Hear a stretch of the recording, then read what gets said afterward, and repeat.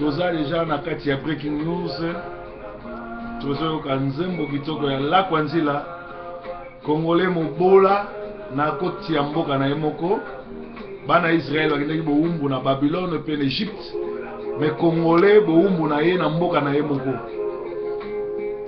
Bazoboma biso na bacharnier kotumba kobwaka na mai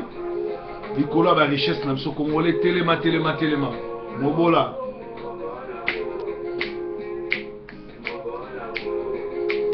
Moto mobola mawa. Merci Lakwanzila na ba inspiration na yo esengeli to soutenir Lakwanzila kota na Amazon somba nzembo oyo ezoko yebisa ma amnezo le kana mboka na yo. Sanza ebimaka mpona bikolo nyonso kasi Kanambe na Kagame bali bakomisa sanza pe moi kaka mpona ba Rwandais eosimba te po Kongo eza ya Nzambe.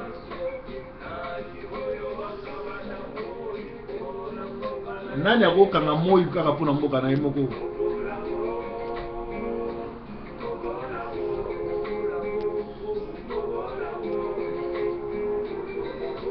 Moto mobola mawaye Congolais mawaye Zambe loba iloba moko pona Congo tolondeli tolembi. Jésus-Christ le roi du Congo loba iloba moko pona Congo mobola mawa Congolais mawa mingi. Merci Lakwanzila. Merci notre frère bien-aimé Lakwanzila. Tokolela na nani parce que mokileza ya Congo. Tobandi ba news alelo ya samedi 11 avril. Nous félicitons le président Eli Etienne Tshisekedi qui a pris le courage d'écrire une lettre à l'Union européenne condamnant tout ce qui se passe au Congo et a signé un communiqué très violent à l'égard du pouvoir de Kinshasa, suite à la découverte de fausses communes à Maluku et à Kimwenza. Il ne faut aucun doute que les corps ensevelis en catimini peuvent être les victimes des escadrons de la mort du Rwandais Joseph Kabila. Et le président Eli, M. Tshisekedi, a annulé ce dialogue contre les criminels pour le Bibatandengwana. Dialogue. Voilà acte à bravoure au biso tozakolinga na président na biso Eli tango sali makambo au peuple azolinga tokoza simana yo. Merci mingi pe ba question oyo secrétaire général Mavungu atunaki ti sikolo nanu ba pesi biso ba réponse te. Donc ezali ndenge wana. Ba combattant congolais à Paris, félicitations. Lobi ba sabotaki ba photo ya Kanambe ba motakaliser ambassade na ba membre na bango. Lobi elaki tout fait tout flamme na Paris. Donc bazanga kesika ya kokende parce que lobby ambassade ezaki attaqué. André Kimbuta oyo azali bongo gouverneur ya mboka engumba Kinshasa asengi bakinois pardon, mais bakinois baboyi na bango pardon na ye balobi soki André Kimbuta alingi bakinois bandima pardon na ye azana biloko mibala kosala eloko ya liboso aide bango na koboma Kabila ya mibale atika komela banki. Donc wana message ya bakinois pour na ndeko na biso André Kimbuta.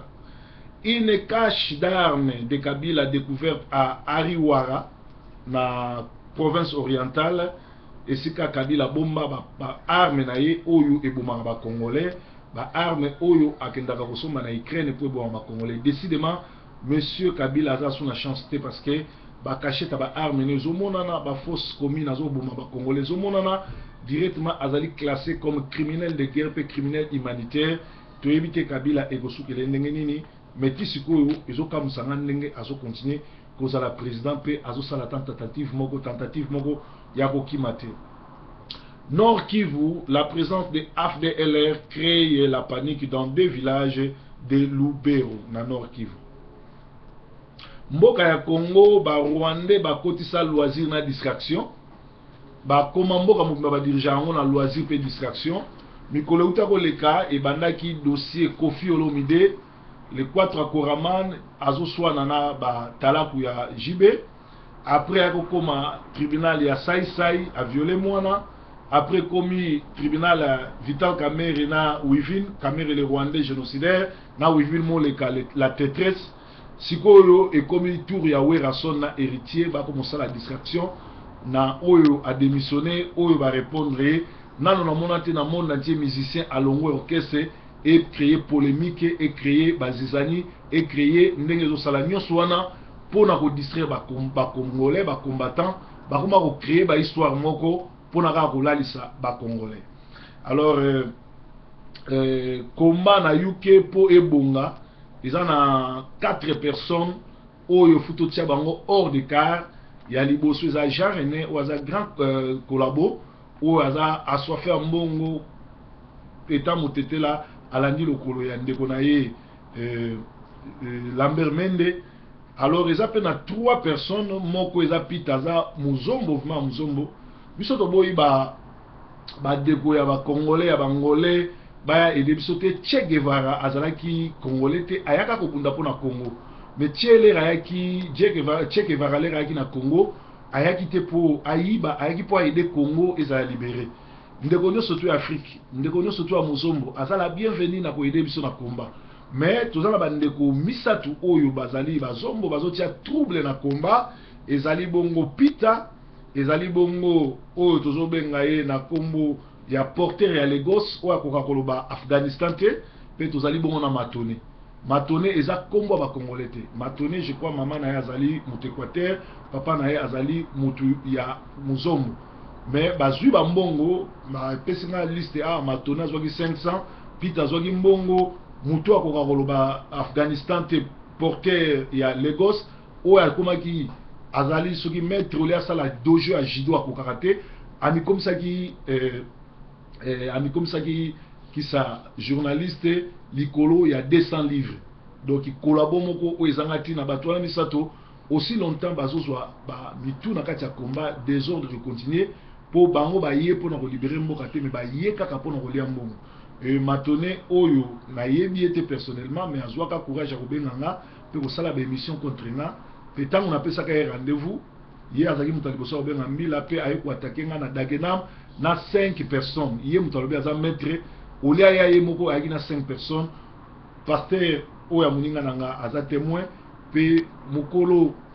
Voice of Congo aza témoin ki ayaki na 5 bandits pona koya ko attaquer ngai donc batande ngwana bazo ko ça combat soni il faut balongwa na combat parce que bazali ba très peu bazali ba soifé d'argent soko kepe pa nkosi aza na liste o Matone pita bazako ke nozwa mbongo na Jean René donc bango pe bato batie trouble na papa o to bengaka papa moko azaki soda aza pekuna soki mondongo soki nani na bosa na komona ki ancien phase papa na pe aza moko bato bazo tia trouble na combat baza ba soifé ya mbongo donc bato wana so to maîtriser bango nde combat ekokende liboso nazala na problème personnel na bango te mais nazala na posa ba changer soki bazongi bizali malamu to ko continuer combat na bango mais soki eza bongo te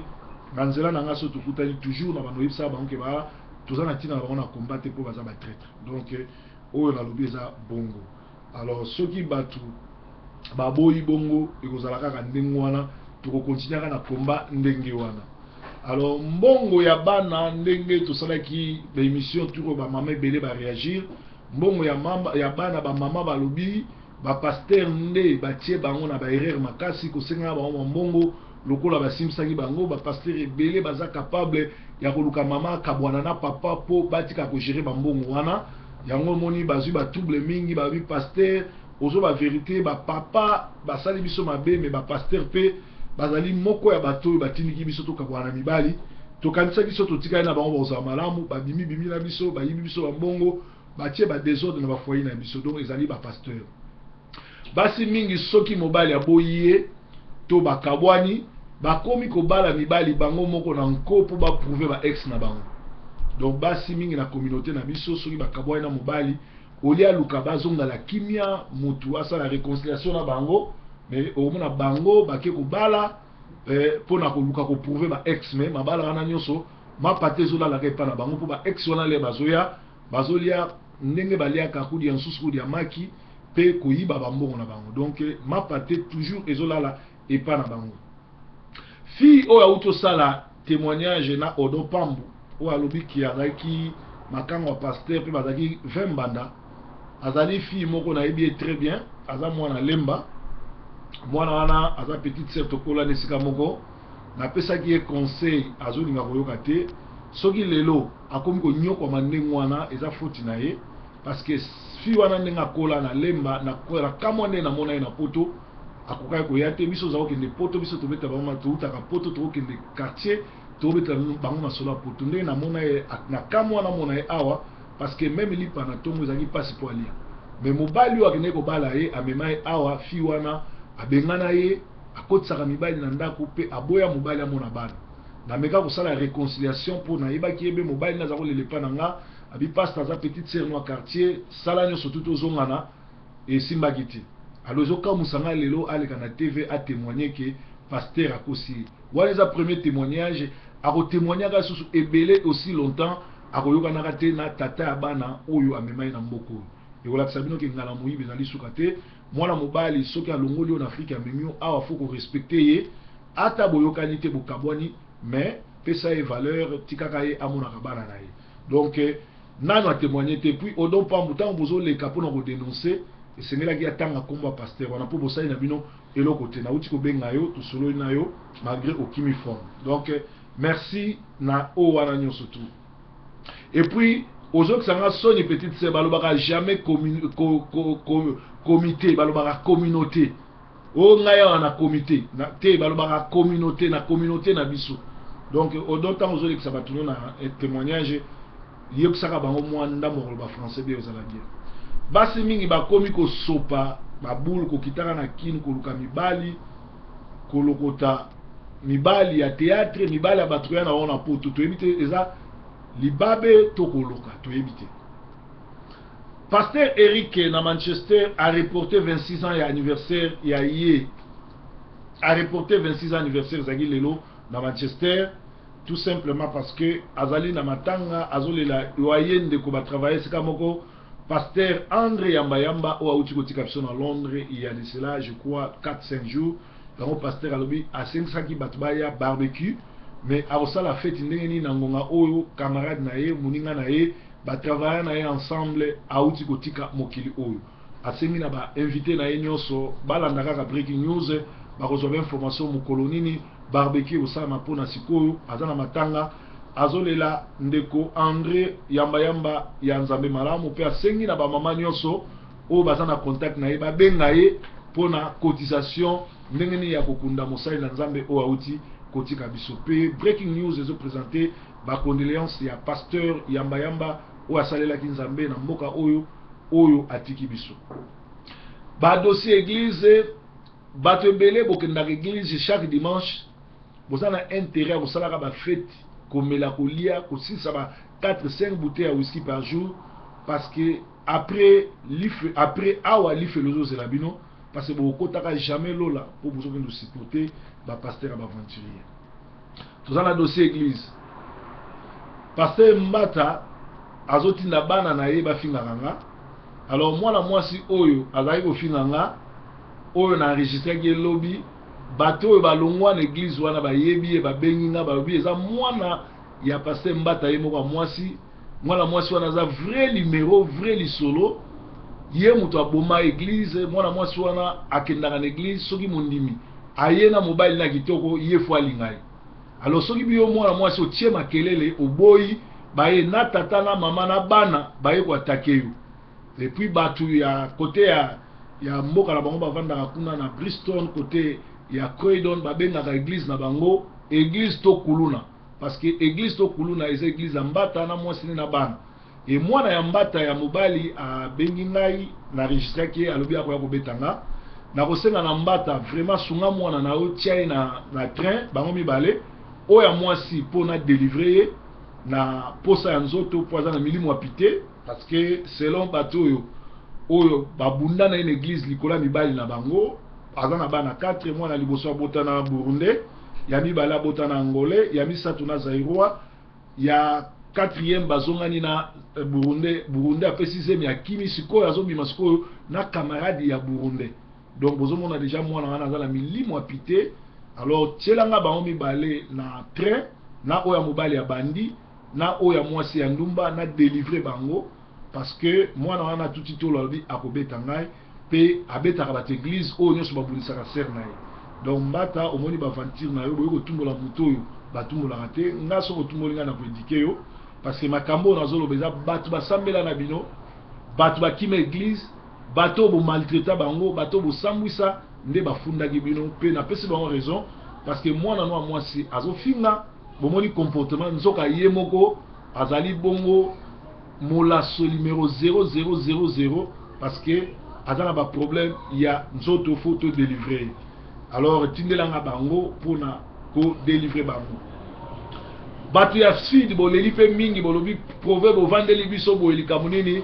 alors film esili dossier mbata na olobelango souté parce que bazana problème ya kikuluna na famille je crois ba demo gadarao yeso a délivrer ka ayaka ba milimo wana yako ko epa na bango na sisi dossier na bango nazo senga na mbata parce que mbata Sylvain en tout cas tilanga bana noa mi balé na train foutre bango ticket baya wa mobali azwa correction comme ça là pas oya mwasi na délivrer na milimo ya pité ya robimaka na mibali ya batu alors ekozala bongo Yesu ayaki 3 ans d'Iran pour former ba disciples dans Matthieu 28:19 alobi allez faites de toutes les nations mes disciples mais lelo ba pasteur lelo ba comme ko former ba kuluna ba assassin ba aventurier ba ndumba ba yanke ba melibangi ba groupe ba fanatique ezali mawa mingi pona bato ndengwana mais ba pasteur lelo ba comme ko former ba kuluna ba pasteur ndengwana eza mawa mingi pona bango